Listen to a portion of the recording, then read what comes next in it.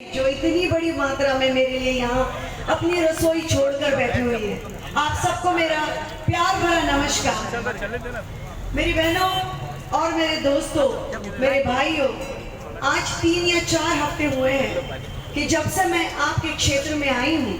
मुंबई कर तो मैं पहले से ही थी, लेकिन जब से मैं इस क्षेत्र में आई हूँ शायद ही ऐसा कोई कोना होगा जो मैंने छोड़ा हो। जैसा कि संदेश जी ने आपको कहा, सुबह में मैं इस एरिया में काफ़ी घूमी, जहाँ पे गाड़ी नहीं जा सकती थी वहाँ गाड़ी छोड़ के पैदल घूमी, और मैंने एक ही चीज़ पाई कि क्यों इतना सौतेला व्यवहार आप सब लोगों के साथ किया जा रहा है। मेरे पास इसका जवाब नहीं है, अगर आपके पास हो तो मुझे ज़रूर दीजिए।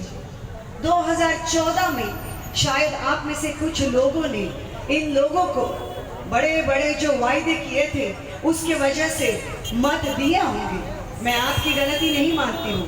मुझे भी लगा कि भैया मुझे नहीं 15 लाख मिलेंगे, उनको मिलेंगे। वो मेरी बहन बैठी है, वो जो मेरे भाई उधर लाल कलर का शर्ट पहन के बैठे उनको मिलेंगे, या वो जो मेरी बहनें और भाई उस साइड खड़े हैं रोड के उन्हें मिलेंगे। तो बहुत बढ़िया बात है। 2 करोड़ नौकरियां मिलेंगी, बहुत ही बढ़िया बात है। सब अच्छा चलेगा, अच्छे ही अच्छे दिन आएंगे। दिन भर गाने सुनाए दिए, अच्छे दिन आएंगे, सब कुछ कर लिए। 5 बरस में देश भर में क्या हुआ है उसका आज थोड़ी देर के लिए भूल जाते हैं, क्योंकि मैं आपके सामने देश भर की यातनाएं रखने के लिए नहीं आई हूँ। मैं आपके सामने सिर्फ आपकी और मेरी बात समझने आई हूँ। आप मुझे बताइए, जब नोटबंदी हुई थी तब आप में कोई जब लाइन में खड़ा हुआ था, आजू बाजू में कोई बड़ा नेता, कोई पैसे वाला आदमी दिखा था? आज जब 400 रुपये से गैस 1000 रुपये की हो गई है, तो गैस के अंदर ऊपर पकाने के लिए कोई कुछ बचता है? एक बस बीएसटी के बस का भाड़ा 7 से लेके 12 रुपये पे गया है। ट्रेन का टिकट ऊपर गया है, सब कुछ ऊपर गया है। महंगाई आसमान को छू रही है, लेकिन आपके हाथों में कहीं से कोई पैसा आया है? तो आपके लिए किसी ने कोई क्यों नहीं कुछ किया? आप तक कोई भी सुविधाएं क्यों नहीं पहुंची? आज 5 वर्षों में आपने अपने सांसद को कभी भी देखा है? कभी किसी ने उनके पास जाकर कोई शिकायत की हो और वो आपके कंधे से कंधा लड़ाने के लिए, आपकी बातें सुनने के लिए आपके सामने आया हो? ऐसे हुआ है? तो ऐसे कैसे हो गया कि 3 हफ्तों में और 4 हफ्तों में मैंने यहाँ की एक गली छान के देखी है। मैंने देखा है कि आप कितने खराब जगहों पे रह रहे हैं, किस तरह आपको कोई सुविधाएं नहीं दी गई है। और सबसे बुरा मुझे आपके बच्चों के लिए लगता है, क्योंकि मुझे लगता है कि ये बच्चे ऐसे घरों में पल बढ़ के कैसे बड़े होंगे, कैसे उनका शिक्षण कंप्लीट होगा। आज मेरी एक बहना ने मुझे बताया कि जो मेरे कोंकण की रहने वाली थी, मेरा दिल टूट गया। मेरे पास आज जवाब नहीं था, क्योंकि बीजेपी की सरकार ने आपको जवाब देने लायक ही नहीं छोड़ा, सिर्फ सवाल ही सवाल पूछे। उन्होंने मुझे पूछा, मेरी बहन ने, कि बहन हमारा तो कोई देखता नहीं है, हमारे पास, हमारे बच्चों के पास बड़ा मुश्किल से अगर कोई पढ़ लिख भी जाता है तो पता है क्या बताया जाता है? अरे पकोड़े तल।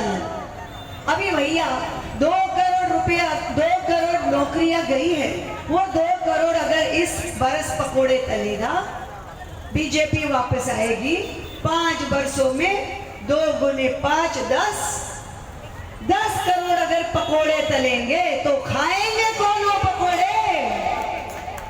और अगर पकोड़े ही तलने हैं तो इनकी जरूरत क्या है? इनकी सरकार की जरूरत क्या है? एक बात समझिए मेरे दोस्तों, मैं आपके बीच कोई नेता बनकर नहीं आई हूँ। आपने मुझे बहुत स्नेह, प्यार, आदर दिया है पिछले 25-27 वर्षों में, इसलिए मैं बन सकी एक बहुत उम्दा अदाकारा। आज आपके बीच में सिर्फ हाथ जोड़ के आपकी साथी बनकर आई हूँ। आपको वो चीज़ें याद दिलाने आई हूँ जो आप खुद जानते, लेकिन रोजमर्रा की जिंदगी में बस ट्रेन में धक्के खाकर ऑफिस में पहुंचकर, या कुछ लोगों को ऑफिस और काम भी नहीं होगा, रोजगार भी नहीं होगा, इन सारी चीजों को भूल जाते हो कि ये सारे अधिकार है आपके, सिर्फ उन लोगों को अधिकार नहीं है जो बड़ी बड़ी बिल्डिंगों में रहते हैं, आप लोगों को भी अधिकार है और आपके सांसद को आपके लिए भी उतना ही काम करना है जितना इन बड़े लोगों के लिए करते हैं। मैंने किसी को पूछा कि मैं तो भैया नहीं जानती शेट्टी साहब ने यहाँ पे क्या काम किया है, क्या आप जानते हो? पता है मुझे जवाब में क्या सुनने को मिला? शेट्टी साहब यहाँ के गार्डन किंग है। गार्डन किंग का मतलब जानते हो आप? जिस जगह में बंबई के जैसे एक इलाके में, मुंबई के इस क्षेत्र में जहां पर पानी की समस्या है, बिजली की समस्या है, घरों की समस्या है, कोई भी घर कभी भी नीचे उतर के गिर जाएगा, इस जगह के जगह पे 5 बरस गवर्नमेंट का पैसा गार्डन में डाला है। और आपकी जिंदगियों के बारे में क्या किया है? इन सारी चीजों के जवाब देने के वक्त आया है, लेकिन वो जवाब सिर्फ एक ही व्यक्ति को देना है और उसमें की एक एक व्यक्ति आज मेरे सामने बैठी हुई है। वो जवाब आपको देनी है क्योंकि परम पूज्य बाबा साहेब अम्बेडकर साहब ने वो अधिकार आपको दिया है। आपको भी एक मत है, मुझको भी एक मत है और यहाँ के अंबानी, टाटा, बिरला, सबसे ज्यादा जो पैसे वाले लोग हैं उनका भी एक मत है। भारत के संविधान में हम और आप सेम है। तो आइए 29 तारीख को ये कसम खाते हैं कि जिस पार्टी ने इतनी बड़े पैमाने पर आप लोगों को धोखा दिया है, उस पार्टी के सांसद को आप जाके कहेंगे कि नीचे उतर, क्योंकि तूने हमारे पास कभी नहीं देखा। जिन लोगों के सर के ऊपर पांव रख के वो ऊपर जाके अपने घर में बैठ गया, उन लोगों की तकलीफें क्या है, मुश्किलें क्या है, ये देखने के लिए उसे 1 सेकंड की फुर्सत नहीं मिली है 5 वर्षों में।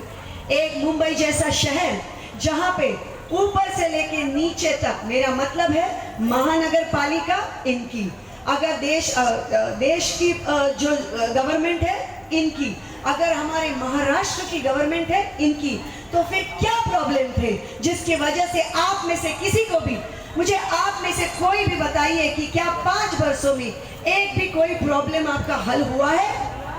अगर हुआ है तो 29 तारीख को मैं आपको नहीं पूछूंगी। अगर नहीं हुआ है तो मेरी बहनों, एक ही चीज याद रखिए, ऊपर वाला भी उसकी मदद करता है जो खुद की मदद करते हैं।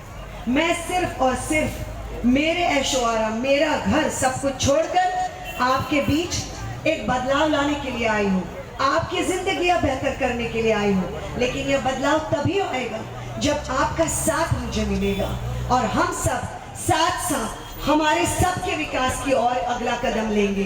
तो 29 तारीख को ये सब आपको करना है।